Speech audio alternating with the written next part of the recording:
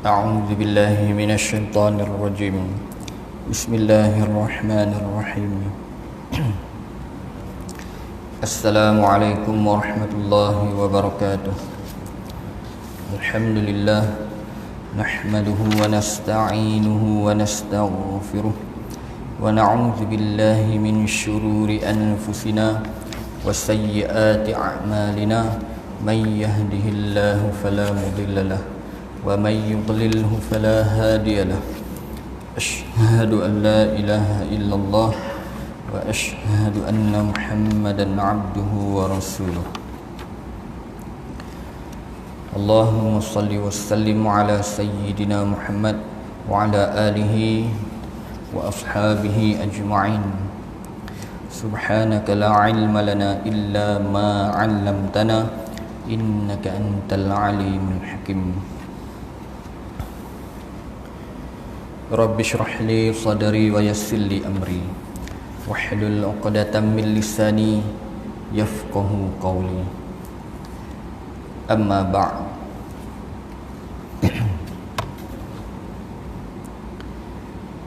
Alhamdulillah, bersyukur kita kepada Allah Subhanahu wa taala atas segala limpah kurnia-Nya.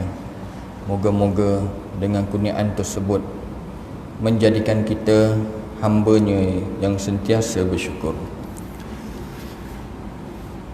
Sebelum kita teruskan, marilah sama-sama kita bacakan Fatihah. Kita sedekahkan pahala Fatihah, bacaan Fatihah ini kepada kedua ibu bapa kita yang telah pergi meninggalkan kita terlebih dahulu. Juga kepada adik-beradik kita, saudara mara kita, sahabat handai kita, dan sekalian kaum muslimin dan muslimat. Al-Fatihah. A'udzu billahi minasyaitonir rajim. Bismillahirrahmanirrahim. Alhamdulillah. Iyyaka na'budu ihdinas siratal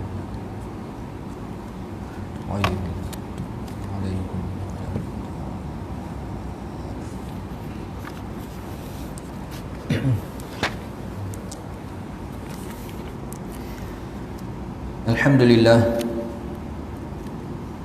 InsyaAllah pada malam ini kita akan teruskan perbincangan kita tentang akhlak seorang Muslim. Pada yang lepas kita dah membicarakan tentang akhlak, berbuat baik, budi pekerti yang baik.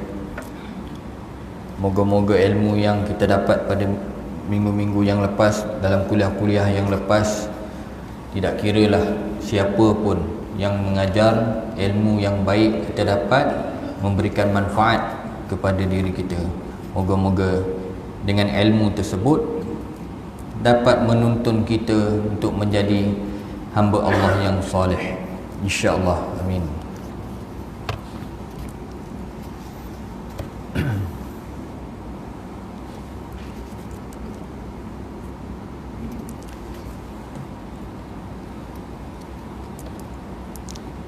Dalam satu hadis daripada Aisyah radhiyallahu anha meriwayatkan bahawa Rasulullah sallallahu alaihi wasallam telah bersabda, "Innallaha rafiqun yuhibbur rafqa wa yu'ta 'alal 'unuf wa ma yu'ta 'ala siwah." Sesungguhnya Allah Subhanahu wa ta'ala itu maha lemah lembut. Dia akan memberi berdasarkan kepada lemah lembutnya pahala yang tidak pernah diberikan atas dasar kekerasan atau perkara yang lain. Hadis riwayat Imam Muslim. Dalam satu riwayat yang lain, Rasulullah sallallahu alaihi wasallam bersabda, "Inna rifqa la yakunu fi syai' illa zanahu wa la yanzi'u min syai' illa syanah." Lemah lembut adalah satu sifat yang membuat segala sesuatu menjadi indah, dan dengan lenyapnya sifat itu maka akan lenyaplah keindahan itu. Hadis riwayat Imam Muslim. Tuan-tuan dan puan-puan yang dirahmati Allah sekalian, dalam hadis ini Rasulullah sallallahu alaihi wasallam menekankan kepada kita supaya kita berlemah lembut. Berlemah lembut dalam segala hal. Tapi kadang-kadang ada kalanya perlu menggunakan ketegasan. Tetapi yang pada hadis yang pertama ini, Rasulullah menyatakan bahawa Allah Ta'ala itu sifatnya lemah lembut. Allah memberikan ganjaran pahala kepada hamba-hambanya kerana sifatnya yang pemurah, sifatnya yang maha penyayang, sifatnya yang maha lembut. Atas sifatnya Allah Ta'ala tidak memberi ganjaran baik atau menurunkan azab kerana atas sifat kekerasan. Tak. Walau apa pun yang berlaku, walau apa yang Allah Ta'ala timpakan kepada umat-umat terdahulu dan apa yang berlaku sekarang, ianya sebagai pengajaran. Kalau kaum-kaum dulu Allah Ta'ala timpakan azab atas dunia lagi, itu menjadi pengajaran buat umat akhir zaman. Umat kita sekarang ni yang berada di akhir zaman. Apa cerita yang tak ada dalam Al-Quran? Semua ada. Cerita tentang kaum-kaum Nabi terdahulu diceritakan balik supaya kita ambil pengajaran, ambil tauladan, ambil tahu kenapa umat dulu Allah Ta'ala turunkan azab. Kalau nak cerita tentang azab ni banyak sangat. Nabi-Nabi ada umatnya, dan bukan setiap nabi ni umatnya semuanya baik. Ada yang engkar. Bila dah terlalu melampau, jadi ketika itu nabi-nabi selain daripada Nabi Muhammad sallallahu alaihi wasallam berdoa minta kepada Allah Ta'ala supaya diturunkan azab untuk jadikan pengajaran kepada umatnya. Contoh kaum Nabi Lut, dipanggil kaum Sodom, yang melakukan liwat. Dia suka kaum sejenis, laki dengan laki, perempuan dengan perempuan. Dia tak suka, dia tak mau laki dengan perempuan, perempuan dengan laki. Ni perbuatan kaum Nabi Lut. Hingga kan pada satu hari datang tetamu ke rumah Nabi Lut. Tetamu ni memang kaum Nabi Lut ni tak boleh tengok lelaki yang handsome, jambu-jambu. Tak boleh tengok. Bila tengok je dia mesti pergi. Dia mesti mengurat nak dapat. Jadi bila Nabi Lut buka pintu, tengok tetamu ni, Allah, handsome-nya. Jadi lekas dia panggil tetamu ni, lelaki tetamu ni masuk dalam, supaya kaum dia tak nampak. Dan dia pun pesan pada isteri dia, jangan bagi tahu orang lain. ada tetamu lelaki yang tampan ni datang rumah kita? Tak. Tapi isteri Nabi Lut ni, dia ni engkar, dan dia pergi khabar pada penduduk di situ. Datanglah geng-geng apa homoseksual ni tadi, datang minta pada Nabi Lut serahkan tetamu tu, lelaki yang tampan tu. Hal ni diceritakan di dalam Al-Quran. Sedangkan pada satu ketika sampai Nabi Lut mohon kepada kaum dia, dia mengatakan bahawa aku mempunyai anak-anak perempuan yang suci, nikahilah mereka. Ni nampak tak?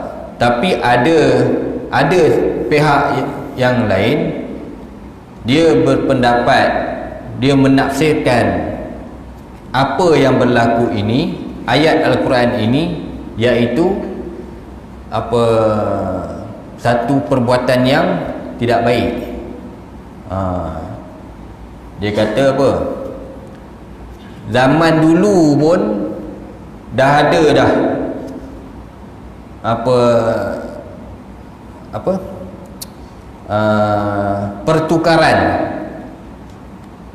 pertukaran perbuatan yang jijik ni.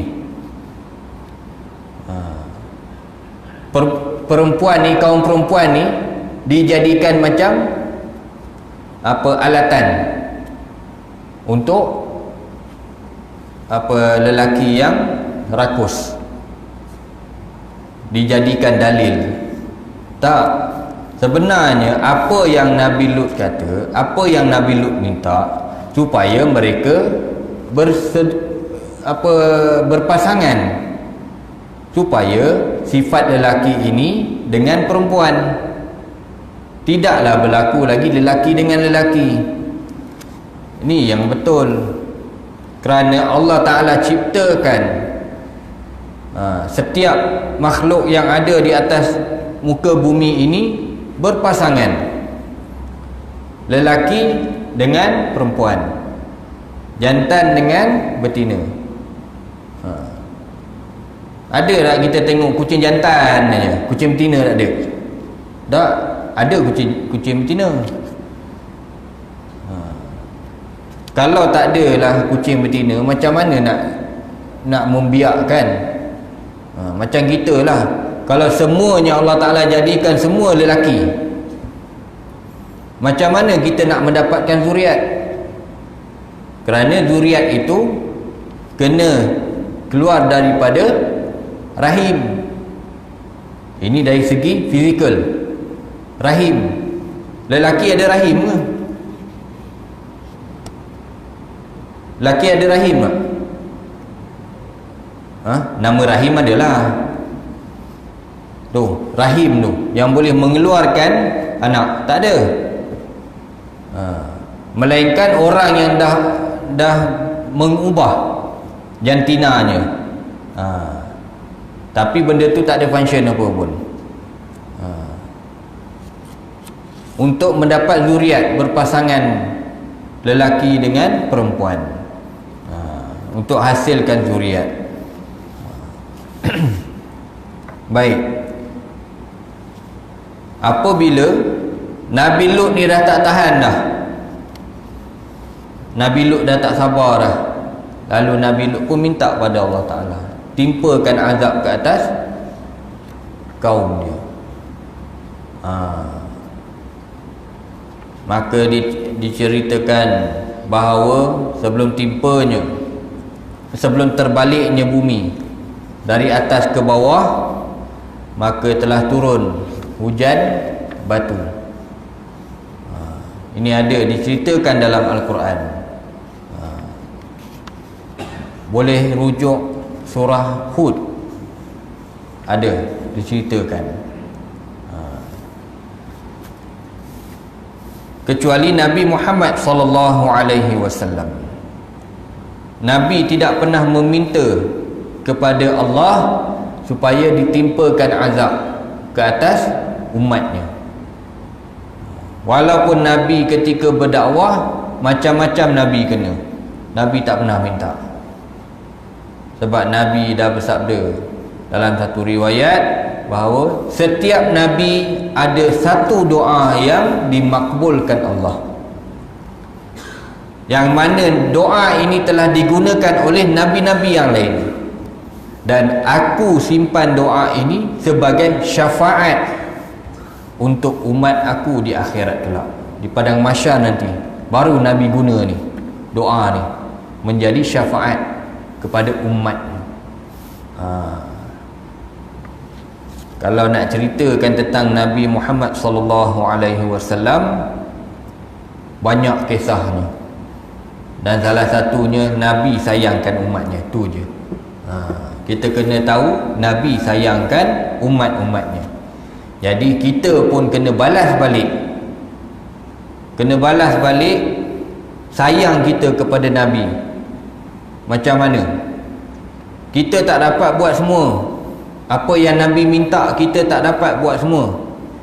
Jangan kita tinggalkan semua, buat sikit. Sekurang-kurangnya selawat ke atas Nabi Muhammad sallallahu alaihi wasallam. Sekurang-kurangnya. Kalau kita buat lebih, lebihlah dekat diri kita dengan baginda di akhirat kelak. Kita banyak melakukan sunnah, banyak buat perkara-perkara yang Nabi sering buat. Nabi sering buat ni dari segi perbuatan ataupun dari segi lisan, perintah. Kita buat, insya-Allah ianya akan mendekatkan diri kita dengan baginda sallallahu alaihi wasallam.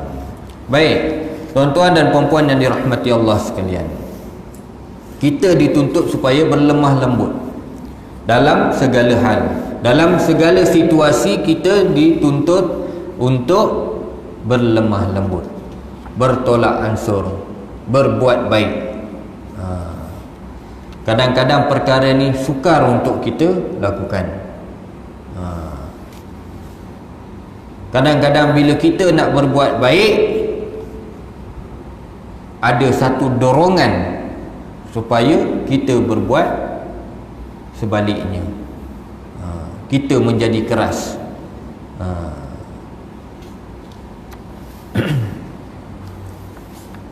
Dan dalam ada masanya kita kena guna ketegasan. Sebagai contohlah, sebagai contoh, Nabi SAW pada khutbah, tak kira khutbah Jumaat, khutbah raya, Nabi menggunakan ketegasan suara, kelantangan suara ketika berkhutbah. Ni salah satu. Ni Tok Imam kena ambil tahu lah. Janganlah baca muslimin dan muslimin yang dirahmati Allah sekalian, marilah kita sama-sama bertakwa kepada Allah. Allah lembutnya. Tak betul. Nabi diceritakan dalam Sahih Bukhari, yang mana Nabi SAW ketika berkhutbah nampak urat ni, merah muka, merah mata ni, urat leher ni sampai keluar. Nabi berkhutbah ni, lantangnya Nabi. Ni kena betul, perbetulkan. Bukan apabila kita tengok imam tu, baca lantang ni action tu. Tak. Kita buat bagaimana Nabi buat, ni baru betul. Tengok pada situasi ayat. Kalau ayat tersebut bersifat lembut, kita rendahkan suara. Ayat itu menyeru supaya hadirin berbuat baik, tekankan, baru betul. Ini kadang-kadang bila baca lembut je, makmum.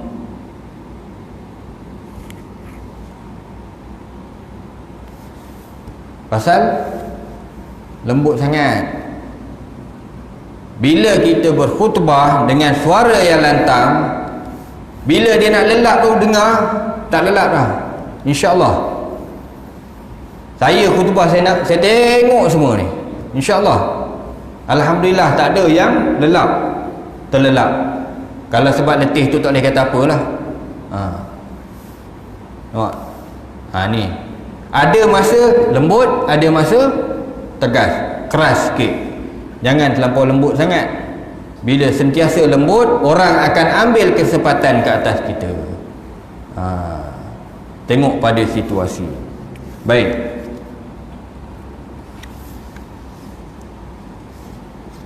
Dalam satu hadis yang diriwayatkan oleh Jabir radhiyallahu anhu, bahwasanya Rasulullah sallallahu alaihi wasallam bersabda, "Inna Allah azza wa jalla la yu'ta 'ala rifqi ma la yu'ta 'ala kharqil hamki.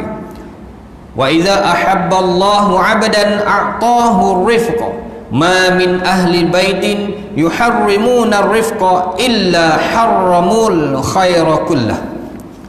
Sesungguhnya Allah subhanahu wa ta'ala telah memberikan sesuatu atas dasar lemah lembut. Allah subhanahu wa ta'ala akan memberi atas dasar keangkuhan. Apabila Allah mencintai hambanya, maka dia akan memberinya sifat lemah lembut. Keluarga yang tidak mempunyai sifat ini, maka Allah akan menjauhinya dari sifat lemah lembut. Hadis riwayat Imam At-Tabrani. Baik, dalam satu hadis ini dinyatakan bahawa Allah Ta'ala nak memberikan sesuatu ganjaran kerana sifat lembutnya, dan Allah Ta'ala nak memberikan sesuatu menurunkan ujian ataupun dugaan kerana sifat apa? Disebutkan di sini angkuh. Angkuh ni macam mana? Angkuh ni kalau bahasa kita senang, sombong. Kalau kita manusia ada, kita sombong dengan orang, Allah Ta'ala tu pun boleh melakukan sombong kepada kita untuk tidak memberi rahmat kepada kita. Nampak? Pasal kita bermula daripada kita. Kalau kita buat baik, Allah Ta'ala berikan ganjaran dengan sifat lembutnya. Kalau kita buat benda tak baik, langgar apa yang Allah Ta'ala larang semua kita buat, maka Allah Ta'ala akan azab orang ini kerana kesombongannya, hambanya ini terhadap Allah. Jangan menyangka sombong Allah Ta'ala tidak mempunyai sifat sombong. Allah Ta'ala boleh balas balik, turunkan azab kepada orang yang sombong ini kerana kesombongan, sifat sombong.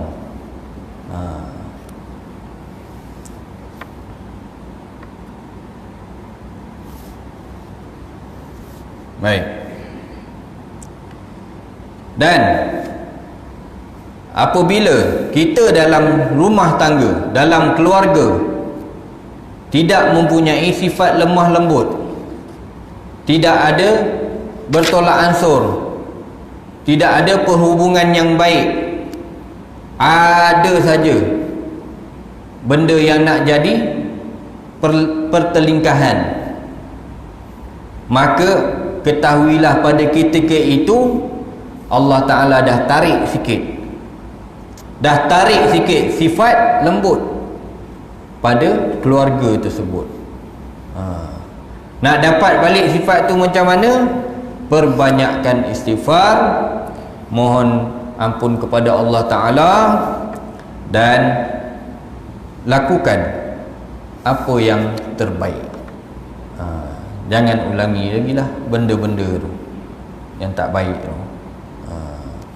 Kita perkara kecil boleh jadi bergaduh. Bila marah, tu dia syaitan suka. Tak kata orang lah, kadang saya sendiri pun sama. Sebab manusia ni ada sifat marah. Sifat marah ni ada dalam setiap umat, setiap hamba, makhluk. Ada, Allah Ta'ala dah letakkan satu titik hitam. Titik ni, ni dalam titik tu ada sifat amarah. Kalau kita tak dapat kawal, maka sifat amarah ni akan dia akan naik dengan dorongan syaitan. Kadang-kadang kita marah, sifat marah nombor, tapi jangan sampai orang kata keterlaluan. Agak-agak keterlaluan kita dah ni, cool down balik. Sebab bagai contoh, kita pun dah bincang minggu lepas, marahnya Umar Al-Khattab kepada Abdullah bin Ubay bin Salul, ketua munafik. Marahnya sampai nak dipancungnya, sampai nak dibunuhnya Abdullah bin Ubay ni, diminta izin kepada Rasulullah. Jadi bila Rasulullah melarang, maka ketika itu sifat amarah tu menjadi kurang. Bila kita layan sifat amarah, maka dia akan lagi naik. Contoh bawa kereta, berhenti traffic light, kita dah betul lah, lampu merah, kita dah berhenti, tiba-tiba kereta belakang langgar. Ni pun satu ujian. Macam mana cara kita nak menangani? Kena pula, mungkin kita boleh tahan. Yang turun tu buat sombong dia balik marah tu. Padahal dia tahu lampu merah, dia marah. Asal tak jalan, berhenti tiba-tiba. Dalam situasi macam tu, macam mana agak-agak? Kita marah ke tak marah? Kalau ada setengah orang, dia lepuknya habis. Dia yang salah, dia marahkan kita yang betul. Baik, jadi sama-samalah kita berdoa kepada Allah Subhanahu Wa Ta'ala, moga-moga Allah Ta'ala berikan kepada kita sifat lemah lembut yang paling lembut. Bukan sifat lemah lembut sehinggakan kita menjadi orang yang lembut. Tak. Orang lembut ni ada dua. Satu orang yang berlemah lembut, satu lagi orang yang lembut. Kalau istilah senangnya orang panggil sotong. Tahu sotong? Lembut kan. Tak. Jadi minta Allah Ta'ala jadikan kita sebagai orang yang berlemah lembut. Kalau kita ini sifat yang cepat panas baran, cepat marah, moga-moga kita minta pada Allah Ta'ala supaya sifat amarah tu digantikan dengan lemah lembut. Siapa ada sifat amarah? Tu angkat tangan. Tak ada? Alhamdulillah. Semua tak ada sifat amarah. Alhamdulillah. Saya ada. Ada masa saya marah, ada masa lembut, ada masa tengok pada situasi ya. Baik.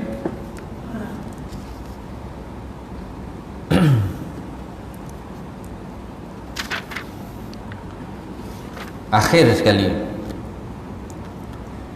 firman Allah, laqad kana lakum fi rasulillahi uswatun hasanah liman kana yarjullaha wal yawmal akhir wa zakarallaha katsiran.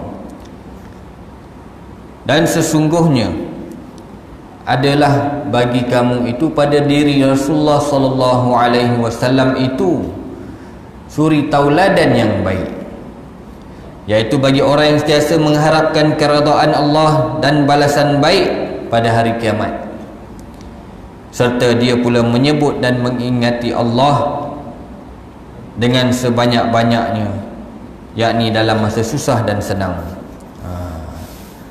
Bagaimana kita nak jadikan seseorang itu sebagai idola? Ambillah, lantiklah Rasulullah sallallahu alaihi wasallam sebagai idola gitu. Itulah idola yang sebaik-baik manusia. Sebab kita ni, umat Islam ini, cermin kebaikan umat Islam ini adalah Rasulullah sallallahu alaihi wasallam. Tidak ada pada diri Rasulullah itu perkara yang baik. Tidak ada pada diri Rasulullah itu perkara yang tidak baik. Semua baik belaka. Apa yang Rasulullah bicarakan, semua perkara yang baik. Kerana ia wahyu daripada Allah Subhanahu wa taala. Contohilah, ambil apa yang baik daripada Rasulullah, jadikan dia sebagai idola kita, insya-Allah. Kalau kita kata, kita rasa kalau Rasulullah ada sifat marahnya, ya, Rasulullah ada sifat marah, tapi ada masa tertentu yang Nabi marah. Nabi tak marah pada tak tentu pasal, tak. Ada satu ketika Nabi marah. Sebab marahnya Nabi SAW untuk jadi pengajaran. Jangan dibuat, jangan kita buat. Baik, InsyaAllah tuan-tuan dan puan-puan yang dirahmati Allah sekalian,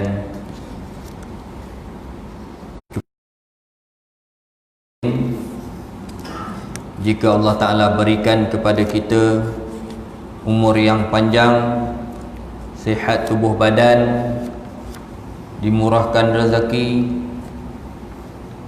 dapat kita datang ke masjid hari-hari untuk mencari ilmu. Moga-moga apa yang kita dapat pada malam ini, walaupun ianya sedikit, memberikan satu manfaat yang besar buat diri kita, supaya dengan ilmu tersebut menjadikan kita hamba Allah yang soleh. Kita belajar, mari kita sama-sama belajar untuk menjadi hamba Allah yang soleh. Segala kesilapan kita mohon ampun kepada Allah Subhanahu wa taala. Moga Allah Taala memberikan bimbingan kepada kita dalam membantu kita menjadi insan yang baik, insya-Allah. Moga-moga Allah Taala memberkati segala ilmu yang telah kita pelajari, dan Allah Taala mempermudahkan segala urusan kita di atas dunia ini dan di akhirat kelak, insya-Allah. Moga-moga Allah Taala memberikan kepada kita jalan yang mudah untuk menerima syafaat Nabi Muhammad sallallahu alaihi wasallam, lalu memasuki syurganya dengan rahmatnya, insya-Allah. Moga-moga Allah Taala perkenankan. A'udzubillahi minasyaitonirrajim. Bismillahirrahmanirrahim. Alhamdulillahirabbil alamin, wassalatu wassalamu ala Rasulillah sallallahu alaihi wasallam wa ala alihi wa ashabihi ajma'in. Allahumma ja'al jam'ana jam'an marhuma wa tafarraqana min ba'dihi tafarraqan ma'suma, wa la taj'alillahumma fina wa la ma'ana wa la shaqiyyan matrudan wa la mahruma birahmatika ya arhamar rahimin. Allahumma faqihna fid din wa 'allimna at-ta'wil wahdina siratal mustaqim ya Rahman ya Rahim ya Rahman ya Rahim ya Rahman ya Rahim. Ij'alna minas salihin, amin ya rabbal alamin. Wabillahi taufiq wal hidayah. Assalamualaikum warahmatullahi wabarakatuh.